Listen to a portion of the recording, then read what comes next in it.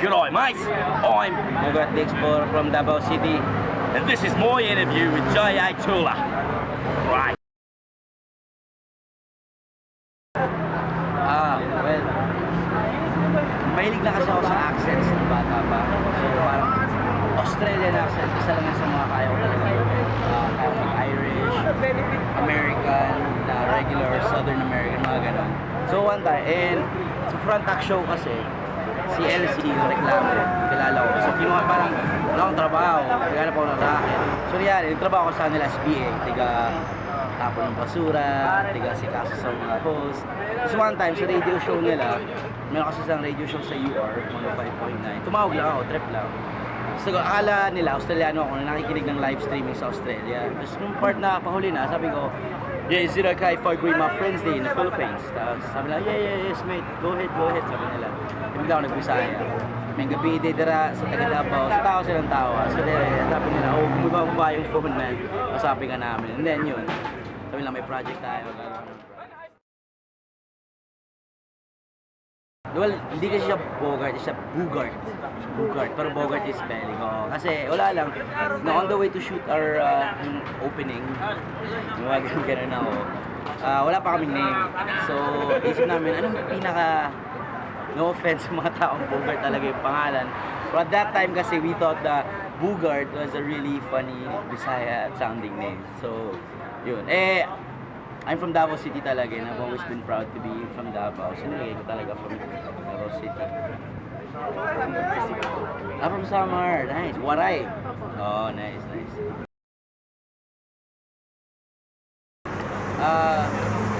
Well, Steve Irwin. Ganun. Basically kasi Bogart is someone who kasi marami na lately kasi masyado na tayong politically correct. Alam mo, hindi ka pwede magsalita dito, hindi ka pwede mag-joke about this, about that kasi offensive daw.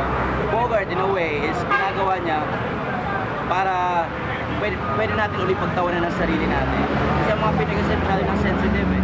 Kita mo pag may foreigner na sinasabing yung pangit the Philippines is so awful, parang mga ganun. So syempre nagka-cry na tayo for blood. Like, ano ba yan? Kailangan mag-apologize niyan. Parang wala na tayong sense of humor. I mean, yeah, it's offensive, it hurts, but the truth hurts it. So Bogart, what the Bogart does in a way is repackage yung mga things na nakikita natin everyday na hindi natin napapansin, pero pag binalik sa atin, parang ano.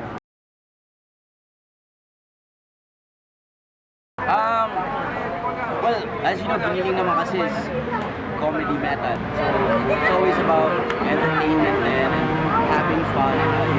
So, well, I've always been into comedy naman ever since class clownism. Dati ako talaga yung mga class clowns, pero so no, it's sort of tied in. Nakakatulong giniling sa Bogart nakakatulong sa giniling.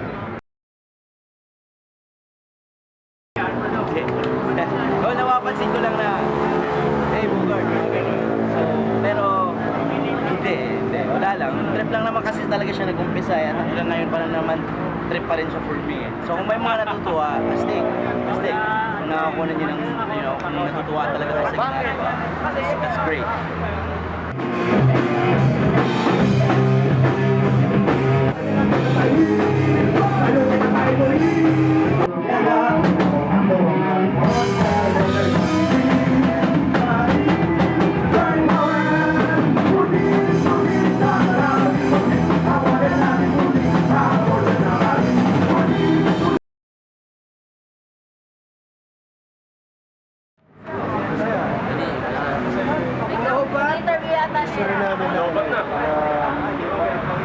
Expound mo career niya.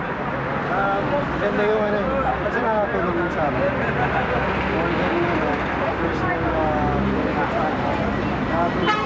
personal kasi gusto na yung mag-serious mo, pero siya yung nasa commuter na so maganda na na-acknowledge yung